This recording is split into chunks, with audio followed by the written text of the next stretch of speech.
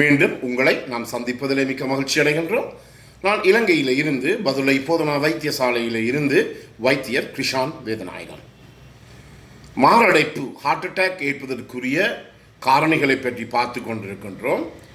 மிகவும் குறைந்த பாரதூரமான விளைவை ஏற்படுத்தக்கூடிய காரணிகளிலே முக்கியமாக நாங்கள் பார்த்து கொண்டோம்.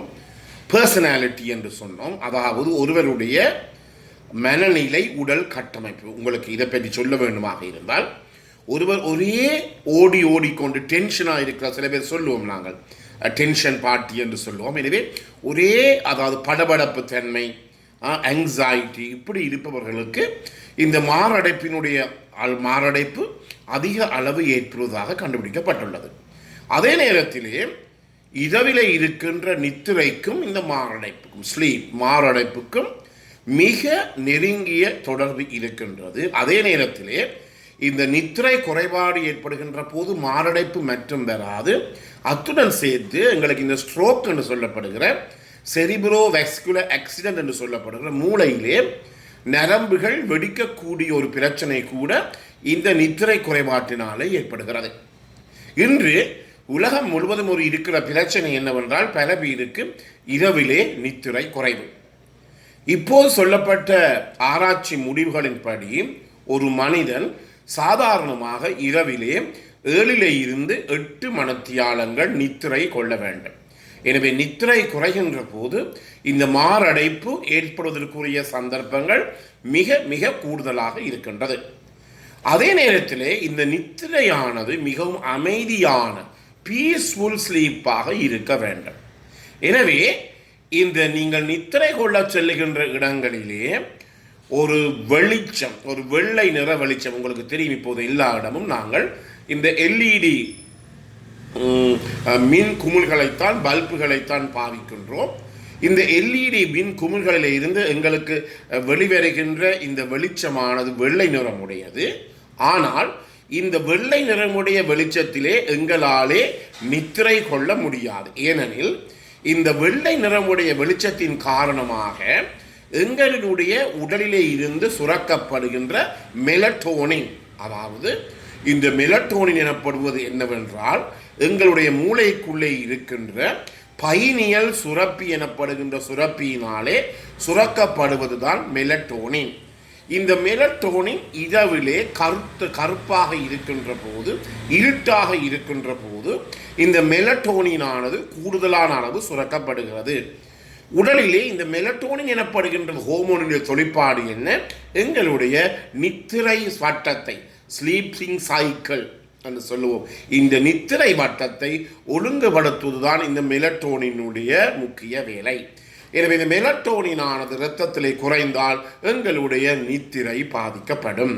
எனவே வெள்ளை நிற வெளிச்சம் இருக்குமாக இருந்தால் அந்த வெள்ளை நிற வெளிச்சத்திலே எங்களுடைய மூளை தூண்டப்பட்டு அதன் காரணமாக மெலட்டோனின் சுரக்கின்ற அளவு குறையும். ஏனெனில் இருட்டாக இருந்தால் தான் மெலட்டோனின் கூட சுரக்கப்படும்.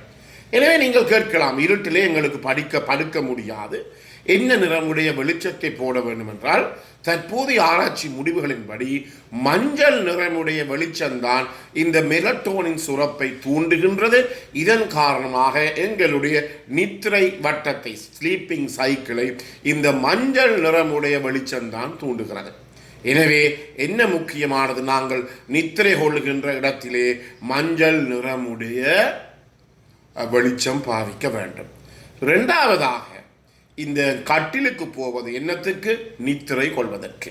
அங்கு கைத்தொலைபேசிகளோ புத்தகங்களோ ஒன்றுமே எடுத்து செல்ல முடியாது.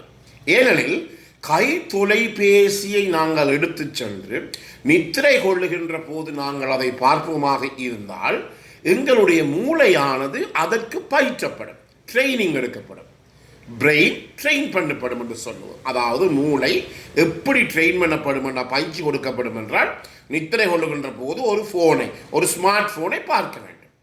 அதே போலதான் கட்டிலுக்கு நீங்கள் புத்தகத்தை எடுத்து செல்வீர்களாக இருந்தால் அங்கும் பிரெயின் ட்ரெயின் பண்ணப்படுகிறது, பயிற்சி செய்யப்படுகிறது. கட்டிலுக்கு செல்கின்றது புத்தகம் படித்து கொண்டுதான் நித்திரை கொள்ள வேண்டும், அப்படி அல்ல. உங்களுக்கு நித்திரை வராவிட்டால் எழும்பி வந்து ஒரு கதற மேசையில் இருந்து புத்தகத்தை படித்து போட்டு நித்திரை வருகின்ற போது அங்கு கட்டிலுக்கு செல்லுங்கள். எனவே கட்டிலுக்கு செல்வது என்பது நித்திரை கொள்வதற்கே தவிர வேறு ஒன்றுக்கும் அல்ல. எனவே முக்கியமாக கவனித்துக் கொள்ள வேண்டியது, நாங்கள் எங்களுடைய மூளையை பயிற்சி கொடுக்க வேண்டும். எனவே தயவு செய்து ஆண்களாகவும் இருக்கலாம் பெண்களாக இருக்கலாம், இந்த ஸ்மார்ட் போன்களை ஒருபோதுமே நீங்கள் கட்டிலுக்கோ அல்லது நித்திரை கொள்ளுகின்ற இடத்துக்கு எடுத்து செல்ல வேண்டாம். அது உங்களுடைய பிள்ளைகளுக்கு நீங்கள் இதை சொல்லிக் கொடுங்கள். இல்லாவிட்டால் எங்களுடைய மூளை பிழையான விதத்திலே பயிற்றுவிக்கப்படும். முதலாவது அது. இரண்டாவது என்ன, இந்த கட்டில் என்பதுதான் சொன்னேன், படுப்பதற்கு. மனைவியுடன் சண்டை பிடிப்பதற்கோ பிள்ளையுடன் சண்டை பிடிப்பதற்கோ அல்லது கைத்தொலைபேசியின் மூலம் வேறொரு சண்டை பிடிப்பதற்கு அல்ல.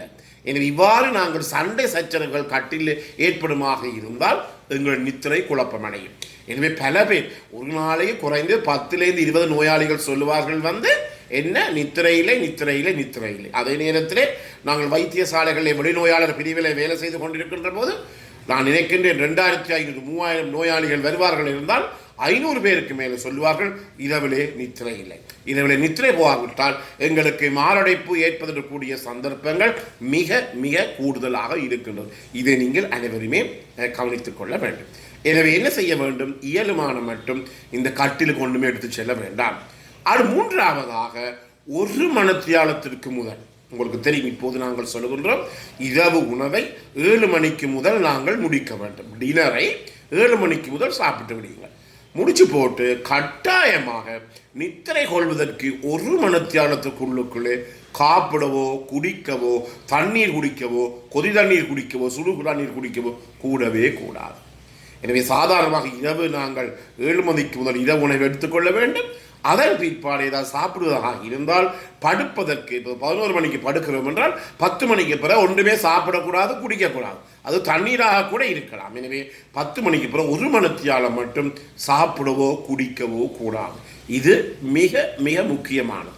அடுத்ததாக நீங்கள் நித்திரை கொள்ளுகிற இடம் ஒரு சாந்தமான சமாதானமான, அதாவது நுழம்புகள் இருக்கலாம், வேறு பூச்சிகளுடைய தொல்லைகள் இருக்கலாம், அதே நேரத்தில் உடலில் வியர்வை இருக்கலாம். இவை எல்லாம் அற்ற ஒரு அமைதியான சூழ்நிலை இருக்கின்ற போதுதான் எங்களுக்கு நித்திரை வரும். எனவே நான் மாரடைப்பில் இருந்து இன்றைக்கு நித்திரையை கூட நான் வந்துவிட்டேன். இதை முக்கியமாக இந்த மஞ்சள் நிறமுடைய வெளிச்சத்தை வைத்துக்கொண்டு நித்திரை கொள்ள வேண்டும். கைத்தொலைவை செலுத்தி செல்ல வேண்டாம். 1 மணித்தியாலத்துக்குள் குடிக்க வேண்டாம், சாப்பிட வேண்டாம். அதே நேரத்தில் சண்டை சச்சரவுகள் வேண்டாம், புத்தகம் படிக்க வேண்டாம். நித்திரை கொள்ளுகிற இடம் ஒரு அமைதியான இடமாக இருக்க வேண்டும். அப்போதுதான் உங்களுக்கு 7 மணித்தியாலத்திலிருந்து 8 மணித்தியாலம் நித்திரை கொள்ள முடியும். இதன் மூலமாக இந்த மாரடைப்பு ஏற்படுவதையும் படபடப்பு ஏற்படுவதையும் அல்லது மன அழுத்தம், டிப்ரெஷன் அல்லது ஸ்ட்ரெஸ் ஏற்படுவதையும் எங்களாலே குறைத்துக் கொள்ள முடியும். எனவே இந்த நிகழ்ச்சி எனக்கு பிடித்திருந்தால் இதை நீங்கள் மற்றவர்களுக்கு அறிமுகப்படுத்தலாம், இதை லைக் பண்ணலாம், ஷேர் பண்ணலாம்.